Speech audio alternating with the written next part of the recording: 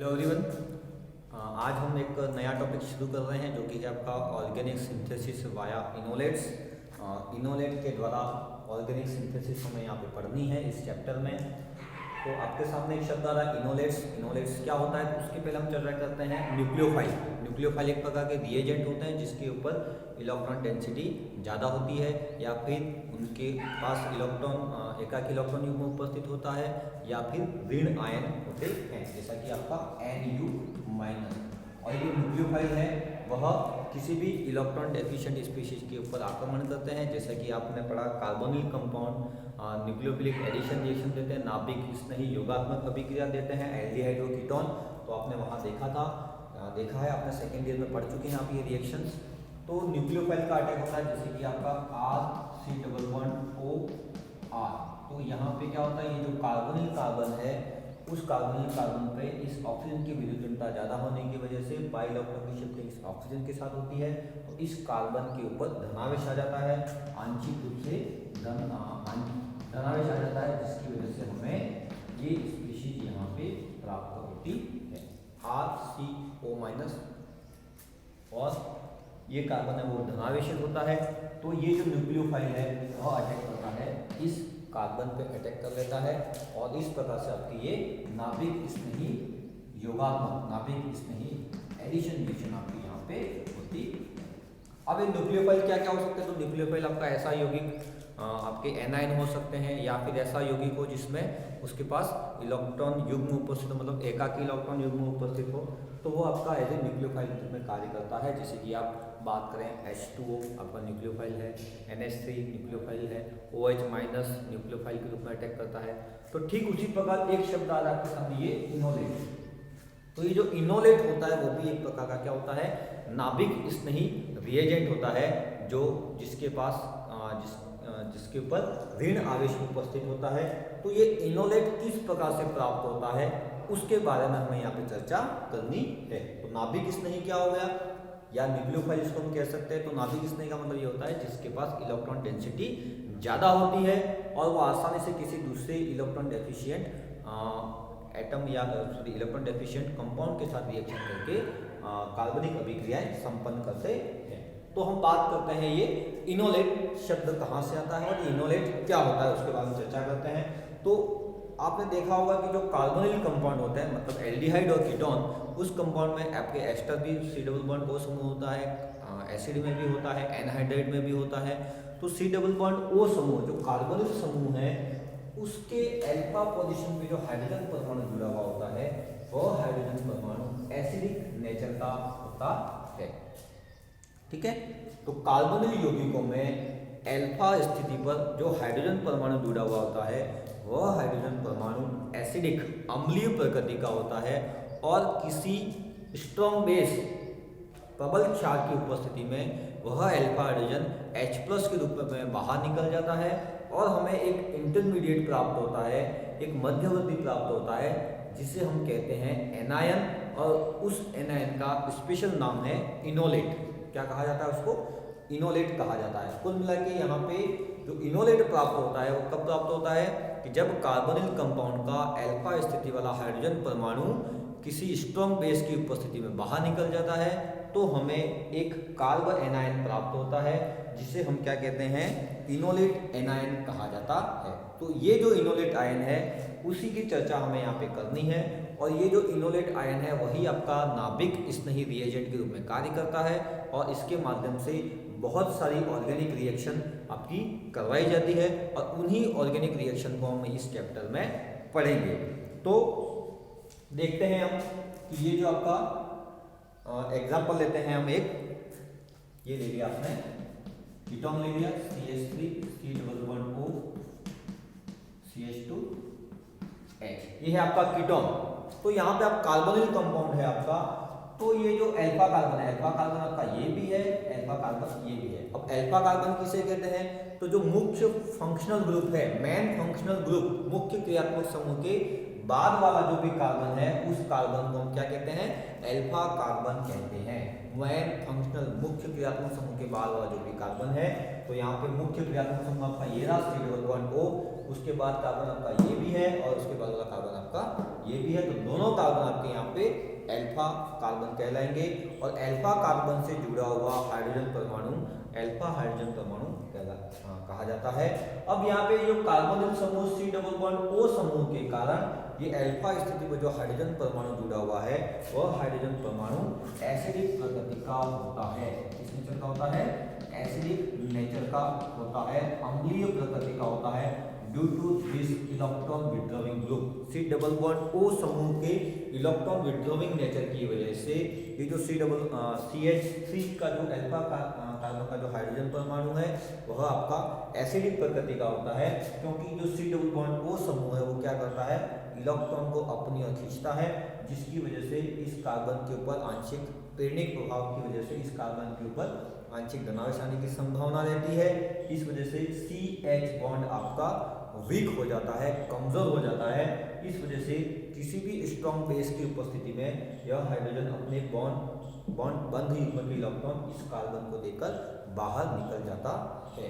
इस वजह से अल्फा कार्बन पर उपस्थित हाइड्रोजन परमाणु एसिडिक प्रकृति का होता है, इसमें कार्बोनिल यौगिकों में। ठीक है, इससे डबल बॉन्ड होके इलेक्ट्रॉन विड्रॉइंग नेचर की वजह से बंध युग्म के इलेक्ट्रॉन C बंध युग्म के इलेक्ट्रॉन को ये कार्बोनिल कार्बन अपनी ओर खींचता है, जिसकी वजह से ये कार्बन आपका आंशिक धनावेश हो जाता है और इस वजह से ये जो CH बॉन्ड है आपका कमजोर हो जाता है, वीक हो जाता है।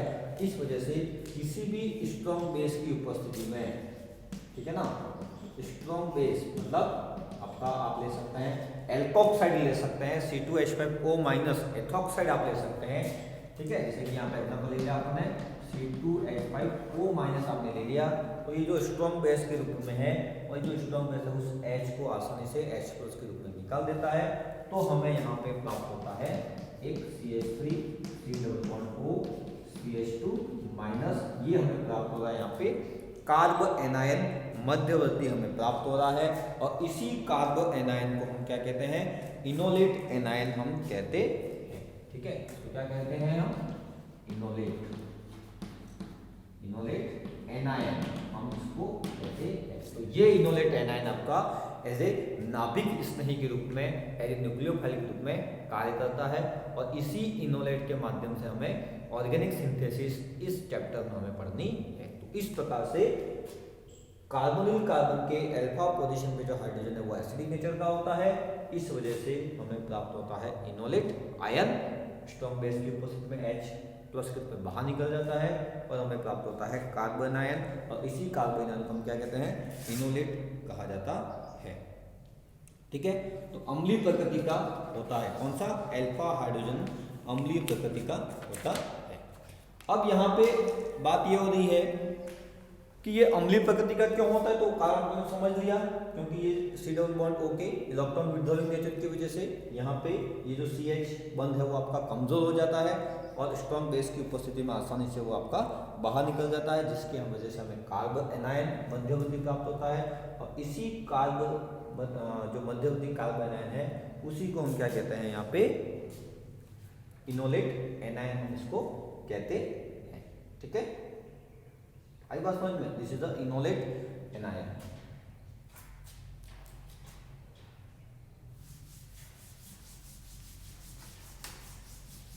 अब यहाँ पे दूसरी चीज कि जैसे कि आपने ये CH3 C double bond O and आपने लिया ये CH3, आपने रिएक्शन करवाई C2H5O- स्ट्रॉन्ग बेस के साथ रिएक्शन करवाई सबसे पहले, तो यहाँ पे जो कार्बोनिल यौगिक है उसका जो अल्फा हाइड्रोजन है वो अम्लीय प्रकृति का होता है। तो अम्लीय प्रकृति की होने की वजह से हमें ये कार्बन एनायन यहाँ पे हमें ये प्राप्त हो जाता, इसी को हम कहते हैं इनोलेट आयन। तो यहाँ पे जो इनोलेट आयन जो है वो भी अनुनाद के द्वारा स्टेबल हो जाता है इस प्रकार से, ये हमें यहाँ पे प्राप्त होता, इसको हम कहते हैं इनोलेट एनायन। ठीक है, तो यहाँ पे ये जो मध्यवर्ती हमें प्राप्त होता है कार्बन आयन, वो कार्बन एनायन मध्यवर्ती अनुनाद के द्वारा इलेक्ट्रॉन का विस्थानीकरण कर देता है। जो एक्स्ट्रा कार्बन एनायन जो एक्स्ट्रा जो नेगेटिव चार्ज है उसका डीलोकलाइजेशन हो जाता है, इस वजह से इस कार्बन एनायन की स्टेबिलिटी बढ़ जाती है। तो अनुनाद के द्वारा अल्फा हाइड्रोजन रिमूव होने के बाद जो हमें कार्बन एनायन प्राप्त हो रहा है वह अनुनाद के द्वारा अपनी स्टेबिलिटी को भी प्राप्त कर लेता है। तो दोनों कारणों से हम इस अल्फा कार्बन से जुड़े हुए हाइड्रोजन परमाणु की अम्लीय प्रकृति को प्रूव कर सकते हैं, सिद्ध कर सकते हैं। तो ये है आपका इनोलेट एनायन, कार्बन आयन, ये आपका इनोलेट एनायन। तो यहाँ पे इस प्रकार से हमें ये इनोलेट आयन यहाँ पे प्राप्त हो रहा है। तो यही इनोलेट आयन आपका नाभिक स्नेह रूप में कार्य करता है और विभिन्न प्रकार की ऑर्गेनिक रिएक्शन करता है। अब कौन कौन से यौगिक हैं जो जिसका अल्फा कार्बन कार्बन यौगिकों के अल्फा हाइड्रोजन परमाणु अम्लीय प्रकृति के होते हैं। तो कुछ कार्बन यौगिक ऐसे होते हैं जिनके अल्फा हाइड्रोजन परमाणु की अम्लीय प्रकृति ज़्यादा होती है, किसी की कम होती है। तो यहाँ पे हम कुछ एग्जाम्पल की चर्चा करते हैं कि किसकी ज़्यादा होती है और किसकी कम होती है। ठीक है, जैसे कि हमने सबसे पहले ले लिया एस्टर, ले लिया हमने CH3 C++O CH3, ये आपका एस्टर है। तो ये आपका अल्फा कार्बन, तो अल्फा कार्बन से जुड़ा हुआ hydrogen alpha hydrogen. Next second है आपका CH3 C++O CH3। ठीक है, यहाँ पे भी ये अल्फा कार्बन है, ये भी आपका अल्फा कार्बन है, दोनों आपके सेम है। अब ये अल्फा कार्बन, ये भी अल्फा कार्बन। अब इन दोनों की चर्चा करें, मतलब एसीटोन और एस्टर की बात करें, तो किसका अल्फा हाइड्रोजन ज्यादा अम्लीय प्रकृति का होगा। तो यहाँ पे हम बात करेंगे कीटोन का अल्फा हाइड्रोजन अम्लीय प्रकृति ज्यादा होती है। किसकी, कीटोन और एस्टर की बात करें, कीटोन और एस्टर में किसकी होती है, कीटोन के साथ जो अल्फा हाइड्रोजन जुड़ा हुआ है उसकी अम्लीय प्रकृति ज्यादा होती है। ठीक है, क्योंकि इसके पीछे कारण यह है कि अल्फा हाइड्रोजन रिमूव होने के बाद जो हमें कार्बो एनायन प्राप्त हो रहा है, जो इनोलेट आयन प्राप्त हो रहा है, उसकी स्टेबिलिटी कीटोन में ज़्यादा होती है कंपैरिजन में किसके, एस्टर के कंपैरिजन में। अब माना कि अगर अल्फा कार्बन दो कार्बोनिल समूह के बीच में जुड़ा हुआ है तो उसकी अम्लीय प्रकृति कीटोन से भी ज़्यादा हो जाती है। जैसे कि अपन बात करें, ये एग्जांपल ले लिया CH3 C++O CH2 C++O CH3, ये अपन का एग्जांपल लिया। तो ये आपका एसीटोन है और ये आपका डाइएसिटिल एसीटोन है। ठीक है, क्या नाम है इसका, एसिटिल एसीटोन इसका नाम है। क्या नाम है इसका, acetyl acetone CH3 C++O CH2 C++O CH3, ये क्या है, एसिटिल एसीटोन। तो इस एसिटिल एसीटोन में जो आपका अल्फा हाइड्रोजन है, अल्फा कार्बन है, तो ये मुख्य क्रियात्मक समूह, ये आपका अल्फा हो गया, इसका भी अल्फा हो गया, ये भी अल्फा है, ये भी अल्फा है। यहाँ पे अल्फा कार्बन ये भी है, अल्फा कार्बन ये भी है, अल्फा कार्बन ये भी है। लेकिन मैं यहाँ पे कह रहा हूँ कि वो अल्फा कार्बन ज़्यादा, उस अल्फा हाइड्रोजन ज़्यादा अम्लीय प्रकृति का होगा जिसके दोनों साइड कार्बोनिल समूह उपस्थित है। यहाँ पे C++ यहाँ पे भी उपस्थित है, C++O समूह यहाँ पे भी उपस्थित है। तो इस एसीटोन से, कीटोन से भी ज़्यादा डाइकार्बोनिल के बीच में जो अल्फा कार्बन उपस्थित होता है उसकी अम्लीय प्रकृति इस कीटोन से भी ज़्यादा होती है। क्योंकि यहाँ पे जो कार्बो एनायन जो हमें प्राप्त होता है वो कार्बो एनायन इस C++O के साथ में भी अनुनाद में जा सकता है और इस C++O के साथ में भी अनुनाद में जा सकता है। और जितनी ज़्यादा अनुनादी संरचनाएं बनती हैं उतनी ही उस एनायन की स्टेबिलिटी ज़्यादा होती है। ठीक है, जैसे कि अपन बात करें CH3 C++O CH2 C++O CH3, अगर आपने यहाँ पे स्टॉक में जैसे आपने लिया C2H5O- ले लिया तो ये मिलेगा आपको इस प्रकार से CH- C++O CH3। ठीक है, तो ये जो कार्बन आयन है वह इस कार्बोनिल समूह के साथ में भी अनुनाद में जा सकता है, इसके साथ में भी अनुनाद में जा सकता है। तो यहाँ पे जो बनने वाली जो इलेक्ट्रॉन का डीलोकलाइजेशन जो हो रहा है, इस नेगेटिव चार्ज का जो डीलोकलाइजेशन हो रहा है वह कीटोन की तुलना में, मतलब एसीटोन की तुलना में ज़्यादा होता है। तो ये अल्फा कार्बन आपका अल्फा हाइड्रोजन ज़्यादा अम्लीय प्रकृति का होता है। ठीक है, इसके अलावा CH3 C++O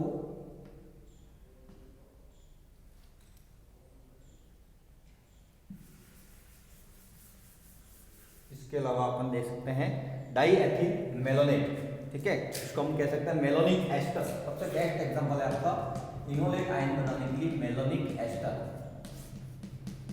ठीक है। मेलोनिक एस्टर क्या होता है, तो ये रहा CH2 C double bond O O C2H5 C double bond O C2H5, this is known as a malonic ester, इसको कहा जाता है।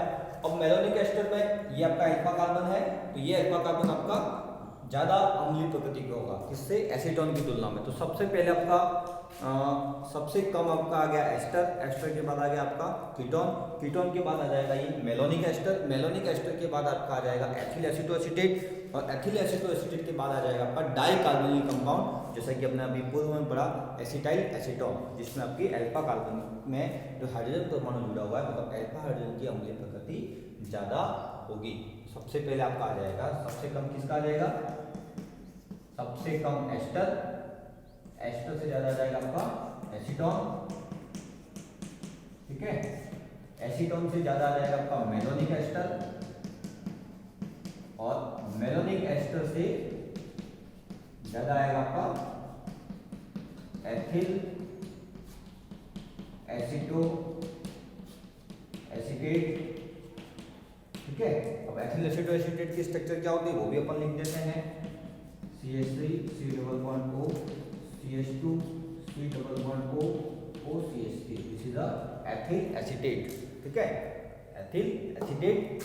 फिर उसके बाद आ जाएगा आपका एसिटाइल एसीटोन, जो कि हम अभी पूर्व में देख चुके हैं, एसिटिल एसीटोन। सबसे कम एस्टर, एस्टर से ज्यादा एसीटोन, एसीटोन से ज्यादा मेलोनिक एस्टर, मेलोनिक एस्टर से ज्यादा इथाइल एसीटेट और एथिल एसीटोएसीटेट, और सब उससे ज्यादा है आपका एसिटाइल एसीटोन। ये हमने एक क्रम यहाँ पे डिसाइड किया है कि किस अल्फा हाइड्रोजन की अम्लीय प्रकृति सबसे ज्यादा होगी। तो सबसे कम आपका एस्टर, एस्टर के बाद आपका आ जाएगा एसीटोन, एसीटोन के बाद आ जाएगा आपका मेलोनिक एस्टर, ये यहाँ पे स्ट्रक्चर लिखी हुई है, एथिल एसीटेट, ये आपका एथिल एसीटेट। तो ये जो अल्फा कार्बन है उसकी एसिडिटी यहाँ पे ज्यादा होगी, ठीक है। इस अल्फा हाइड्रोजन के परमाणु की एसिडिटी ज्यादा होगी। एसिटाइल एसीटोन अभी हम देख चुके हैं, ये रहा CH3 C double bond O CH2 C double bond O CH3, तो ये हाइड्रोजन आपका ज्यादा अम्लीय प्रकृति का होगा, यहाँ पे इसकी ज्यादा होगी। तो ये हमने बात करी कि किस अल्फा हाइड्रोजन परमाणु की अम्लीय प्रकृति ज्यादा होगी और आसानी से अपना H+ के रूप में बाहर निकलता है और कार्बन एनायन बनाता। तो ये हमने चर्चा करी किसकी, इनोलेट आयन की। अब माना कि कार्बोनिल के अलावा अगर CN ग्रुप अगर जुड़ जाता है तो उस कंडीशन में उस अल्फा हाइड्रोजन परमाणु की एसिडिटी और ज़्यादा हो जाएगी, जैसा कि आप देख सकते हैं C2H5O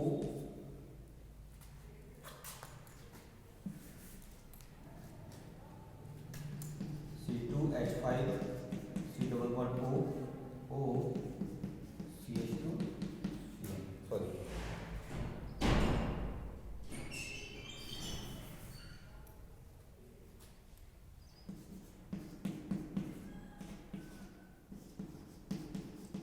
यह है इथाइल साइनोएसिटेट, ठीक है, इसका नाम क्या है, इथाइल साइनोएसिटेट। अब ये जो अल्फा कार्बन है, ये अल्फा कार्बन इन सबसे ज्यादा अम्लीय प्रकृति का होगा, क्योंकि यहाँ पे दो कॉलम है। तो C डबल बॉन्ड O का इलेक्ट्रॉन विड्रॉइंग नेचर और इस CN ग्रुप का -I इफेक्ट, या आप कह सकते हैं इलेक्ट्रॉन विड्रॉइंग नेचर।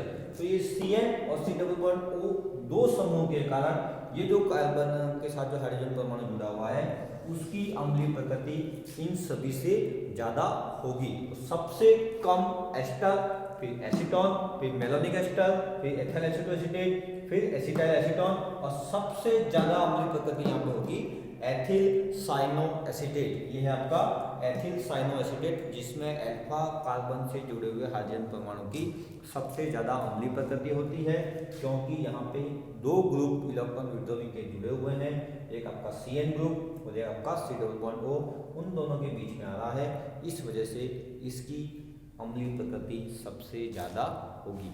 तो ये हमने चर्चा करी आज के लेक्चर में, इनोलेट आयन किस प्रकार से हमें प्राप्त होता है। तो कार्बोनिल यौगिकों में जो अल्फा स्थिति पर हाइड्रोजन परमाणु जुड़ा हुआ होता है वह अम्लीय प्रकृति का होता है, जो कि क्षार की उपस्थिति में H+ के रूप में आसानी से बाहर निकल जाता है और हमें एक मध्यवर्ती प्राप्त होता है। उसी मध्यवर्ती को हम क्या कहते हैं, इनोलेट कहा जाता है, जो कि अनुनाद के द्वारा स्थायित्व प्राप्त कर लेता है और वो आपका काम करता है न्यूक्लियोफाइल के रूप में। और ये जो न्यूक्लियोफाइल है या नाभिक स्नेही है, किसी इलेक्ट्रॉन डेफिशिएंट स्पीशीज के साथ अभिक्रिया करके ऑर्गेनिक सिंथेसिस का कार्य करता है। अब नेक्स्ट वीडियो लेक्चर में हम इस इनोलेट आयन के माध्यम से होने वाली ऑर्गेनिक सिंथेसिस का अध्ययन करेंगे। Thank you.